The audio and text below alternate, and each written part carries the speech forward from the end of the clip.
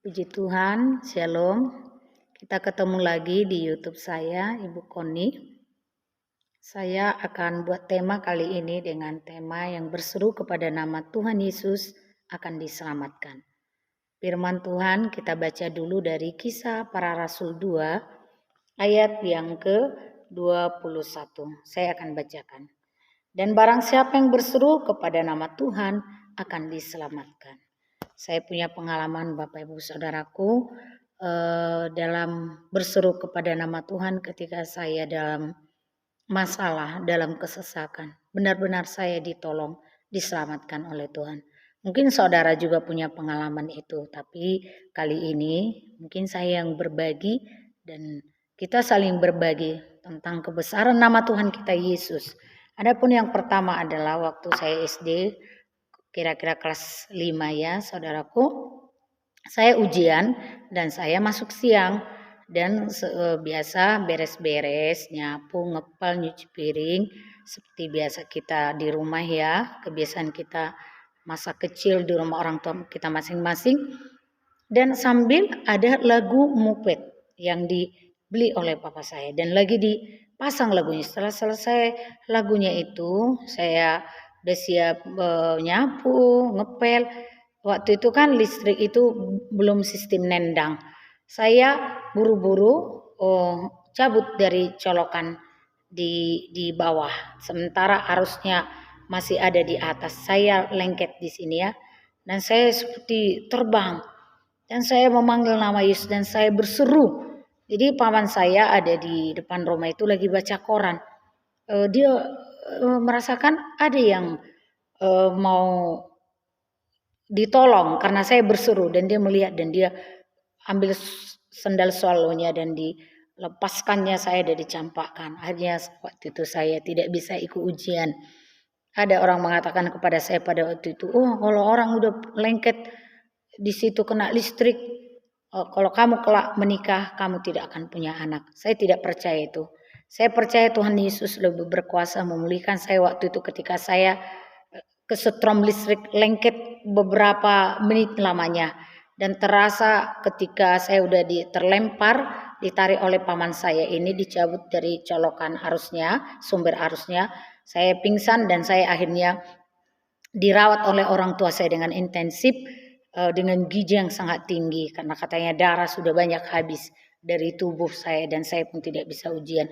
Puji Tuhan, di tumbuh kembangnya saya dari anak SD ke SMP hingga remaja dan saya SMA sampai saya apa adanya sekarang, saya merasakan tidak ada yang kurang. Saya serahkan perkara itu kepada Tuhan. Jadi Bapak Ibu Saudara, apa yang kita dengarkan dalam tangan-tangan hidup kita, jangan gampang kita terima begitu aja. Kalau dikatakan orang-orang yang negatif tentang engkau, bukan berarti itu menjadi suatu kebenaran. Kau harus punya kuasa untuk menentang itu dalam nama Yesus dan berdoa bahwa Tuhan berkuasa untuk memulihkan, memberkati apapun keadaanmu. Itu yang pertama. Saya ada tuliskan 5 di sini pengalaman hidup saya ya saudaraku. Tadi kena strom listrik itu. Yang pertama. Yang kedua adalah waktu itu kami ada mau pergian mengadakan Natal di daerah Kisaran dan kami mengadakan tabrakan ya saudaraku. Tabrakan kami ya dengan sebuah mobil di daerah 50 kalau saya nggak salah. Mobil yang kami pakai adalah Zebra. Dan luar biasanya waktu kejadian itu pun sebelum berangkat saya nyanyi dan berdoa menyerukan supaya keselamatan terjadi. Ternyata benar kami sudah tabrakan. Saya di mobil, saya tidak tahu apa yang sudah terjadi dan beberapa jemaat ketok saya dan di awal pun saya sudah serukan doakan. Bukan pas ketika ada satu peristiwa itu saya berdoa, itu adalah suatu waktu yang baik yang Tuhan berikan bagi orang percaya. Jauh hari semua kita doakan, semua kita minta kepada Tuhan. Sering masalahnya kita kan sudah dalam peristiwa yang kesesakan pun kita tidak mau memanggil nama Tuhan. Jangankan jauh hari berdoa, tetapi untuk itu mari kita sama-sama konsentrasi, berbalik, bertobat dan mulai kita menyerahkan hidup kita dengan sungguh-sungguh dan ada di dalam doa yang terus bertalu-talu supaya Tuhan menjaga kita dan meluputkan kita, menyerukan kepada Tuhan. Dan benar, saya tidak apa-apa saudaraku, harus ada yang dirawat waktu itu di Pita Insani kalau nggak salah ya, di Siantar dan kami rawat dia sampai ini, dan saya sedikit pun ya tergenapi janji Tuhan, tiada sehelai rambut maupun jatuh ke bumi tanpa kata-kata Tuhan. Saya tidak ada apa-apa, padahal ban dibawa di tempat saya duduk itu, ke saya tidur dengan pulas, sudah lari sangat jauh bannya nih, ada berapa meter dia pergi dan kami jemput. Dan saya kalau merenungkan itu, wah Tuhan luar biasa sekali.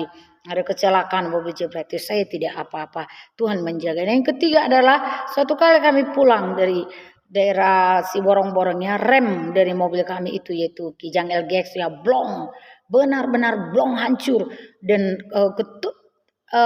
tebrukannya sangat keras. Yang saya ingat, saya berseru Yesus, darah Yesus, yang berseru kepada nama Tuhan Yesus ditolong diselamatkan.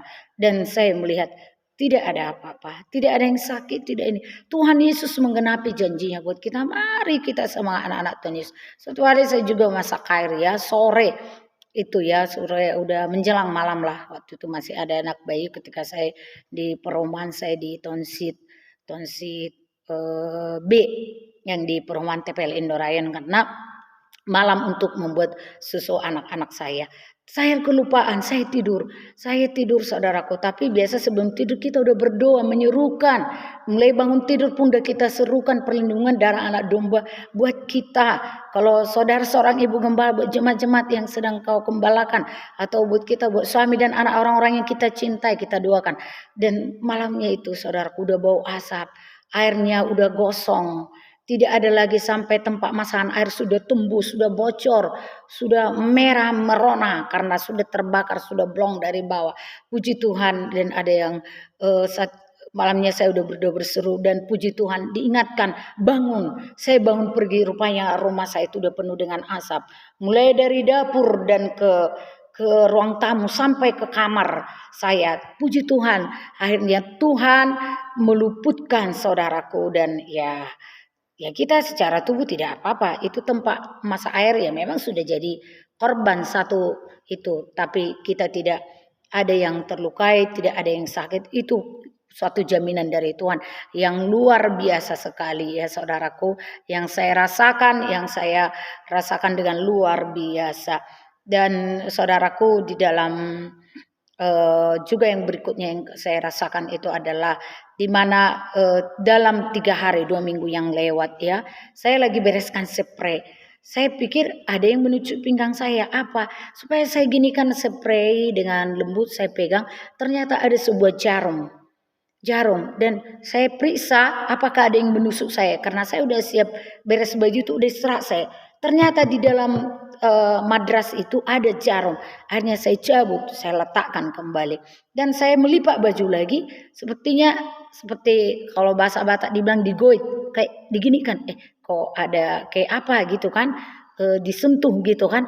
Kulihat ternyata ada juga jarum di baju itu, padahal bajunya sedang saya press juga kayak gini. Waktu dilipat gitu kan, akhirnya tidak menyentuh. Akhirnya saya cabut, saya letakkan lagi di tempat yang sama. Itu kejadiannya Rabu ya, satu jarumnya. Yang kedua itu hari Kamis. Jumat saya belanja, saya lihat ada di situ karung depan rumah saya terletak, karena saya harus belanja agak cukup lumayan banyak juga saudaraku. Waktu saya memasukkan kelapa, tomat, apa belanja akan disusun ke karung itu, tiba-tiba dari pinggir jarumnya kayak ada juga menyentuh telapak tangan saya ini. Saya pikir apa ya, saya mulai raba-raba dengan lembut. Saya pegang di pinggirnya, dari luarnya ada keras. Saya cabut, ternyata jarum. Dalam waktu minggu yang lalu, Rabu, Kamis, Jumat saya belanja, ketemu 3 jarum. Tapi ku tetap, kita yang sudah menyerukan diri kita kepada nama Tuhan ditolong. Enggak jadi masalah itu jarum jadi tercucuk jarum atau kita jadi berbahaya, tidak saudaraku. Tuhan itu menjaga kita, jaminan Tuhan melindungi kita asal kita percaya kepada Tuhan Yesus dan berseru kepada nama Tuhan. Janji Tuhan, kita akan ditolong, kita akan diselamatkan.